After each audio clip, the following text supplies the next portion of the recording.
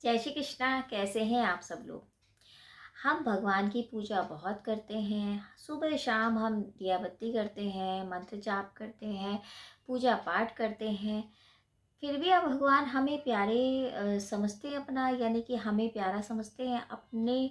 हमें पसंद करते हैं भगवान या नहीं करते हैं। मतलब भगवान है या नहीं है, या हमें पसंद करते हैं या नहीं करते हैं। हम तो पूजा पाठ बहुत करते हैं। इस तरह के जो माइंड में क्वेश्चंस आते हैं ना, उसी को आज डिस्कस करते हैं। देखिए, एक छोटी सी स्टोरी लेके चलते हैं।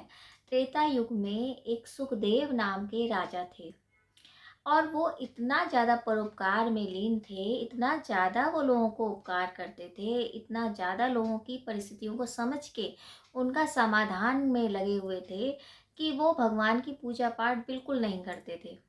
ना तो वो दिया बत्ती करते थे, ना वो कोई मंत्र करते थे, ना किसी भी भगवान को पूजते थे। बस वो है कि उनके पास अगर कोई दुखी आ गया तो सबसे पहले उनका ही काम करते थे। हाँ, ये हो सकता है कि परोपकार की वजह से उन्होंने, मतलब किसी की सहायता की वजह से किसी का यज्ञ कराया हो या किसी को कुछ दिया हो पूजा पाठ के अकॉर्डिंग, लेकिन वो खुद में नहीं करते थे।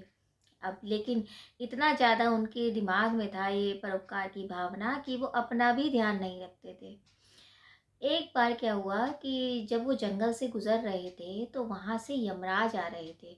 तो यमराज के पास एक मतलब बहुत बड़ी एक पुस्तिका थी जिसमें पूरा ब्यौरा था कि किसने भगवान को पूजा करी है या किसने क्या करा है, मतलब इस तरह का ब्यौरा होता होगा। अब जो सुखदेव थे उन्होंने यमराज से पूछा कि ये क्या लेके जा रहे हो महाराज। तो उन्होंने बोला कि जो भगवान की पूजा पाठ में लीन है और जो करते हैं, जो उनकी सेवा भाव करते हैं, उसकी एक तरह की सारणी है। एक सारणी मतलब एक लिस्ट है कि कौन कौन पूजा पाठ करता है, कौन मेरे मंत्रों का जाप करता है, कौन मेरी सेवा करता है। तो सुखदेव ने बड़े उत्सुकता से मतलब पूछा उनसे कि देखना, मेरा नाम तो नहीं है इसमें कहीं। हालांकि वो जानते थे कि मैं तो पूजा पाठ नहीं करता। तो यमराज जी जो है वो अपनी पुस्तिका खोलते हैं और देखते हैं कि उसमें तो नाम ही नहीं था सुखदेव का। फिर दोबारा से कोशिश करते हैं, क्योंकि राजा थे ना वो।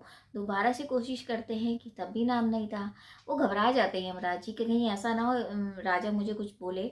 तो सुखदेव जी उनसे क्षमा याचना करते हुए बोलते हैं कि मुझे पता है, मैंने कभी भी भक्ति नहीं करी है, कभी भी भगवान के आगे दिया नहीं जलाया है। ये गलती आपकी नहीं है यमराज जी, ये गलती मेरी है। फिर भी मैंने आपसे प्रश्न करा कि मेरा नाम है या नहीं है। कोई बात नहीं। हालांकि मायूस हुए थे सुखदेव, लेकिन फिर भी उन्हें पता था कि मैं तो कभी भक्ति करता ही नहीं हूँ, हमेशा परोपकार में लगा रहता हूँ। और वो आगे बढ़ गए और फिर दोबारा से परोपकार में लग गए। फिर ऐसे काफी समय बाद फिर दोबारा से ऐसे गुजर रहे थे सुखदेव कहीं से, फिर यमराज मिले। फिर जब यमराज मिलते हैं तो कुछ तो बात करनी थी, क्योंकि सामने से गुजर रहे थे। तो वो बोलते हैं कि यमराज जी कहाँ जा रहे हैं, आज तो कौन सी पुस्तिका ले रखी है आपने, हालचाल पूछते हैं। तो सुखदेव से वो कहते हैं कि आज तो उनकी है जो भगवान को अति प्रिय है, जो भक्त भगवान को अति प्रिय हैं, उनकी सारणी है। तो सुखदेव जी को पहले से ही अपना पहला एक्सपीरियंस जो होता है ना, कि मतलब पहला एक तरह का समय याद था। उन्होंने सोचा कि अगर मैं पूछूंगा तो मेरा अपमान हो जाएगा, मतलब थोड़ी इंसल्ट होगी। तो वो सोचते हैं कि चलो ठीक है, अच्छा अब मैं चलता हूँ। लेकिन फिर भी मुझे ये बता दो कि क्या पता मेरे जो देश में, मेरा जो ये राज्य है, इसमें कोई अगर ऐसा है जो भगवान को अति प्रिय है, तो उसका नाम सुन के मुझे बहुत खुशी होगी, अगर कि मेरे राज्य में ऐसा कोई है। तो वो ये यमराज थोड़े परेशान होते हैं कि ऐसा ना हो फिर पहले की तरह इनको अपमान महसूस हो। तो यमराज जी पुस्तिका खोलते हैं, और हैरानी की बात ये होती है कि सबसे पहला नाम जो था वो सुखदेव जी का था। अब सुखदेव जी फिर कहते हैं कि नहीं नहीं नहीं, मेरा नाम तो कैसे, मतलब मैं भगवान को अति प्रिय कैसे हो सकता हूँ। तो फिर दोबारा से उन्होंने पढ़ते हैं, सारणी खोल के उनको दिखाते हैं कि आपका नाम सबसे नंबर वन, यानी सबसे पहला नंबर आपका है, यानी आप भगवान को अति प्रिय हैं। तो कहने का मतलब है, ये छोटी सी कहानी का मतलब ये है, आप चाहे पूरे दिन दिया बाती करें, भगवान के मंत्र का जाप करें, भगवान की सेवा करें, लड्डू गोपाल को खिलाएं, लेकिन कहीं न कहीं भगवान उन लोगों से अति प्रसन्न होता है जो किसी की सहायता करते हैं, किसी का उपकार करते हैं, किसी का जो एक तरह से विपरीत परिस्थिति में साथ देते हैं।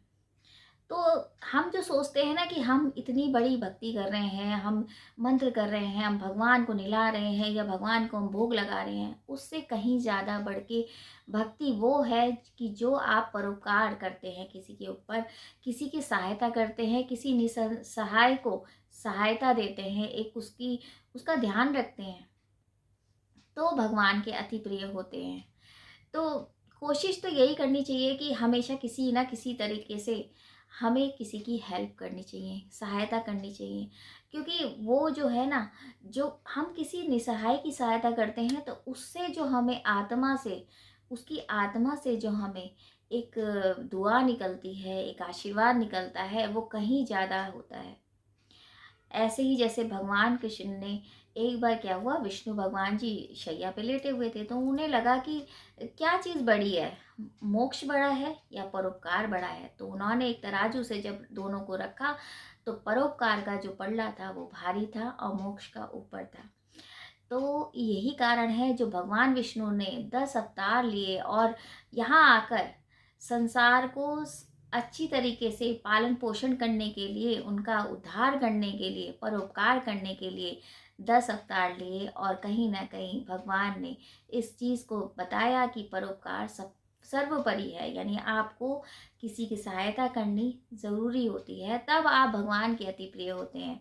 तो हमेशा ये ध्यान रखिए, अगर भगवान ने आपको किसी का एक सहायक बनाया है या किसी की सहायता करने के लिए भेजा है, परोपकार करने के लिए भेजा है, तो आप उनके सबसे प्यारे भक्त हैं।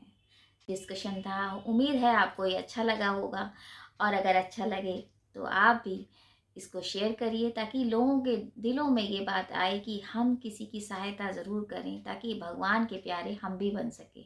जय श्री कृष्णा।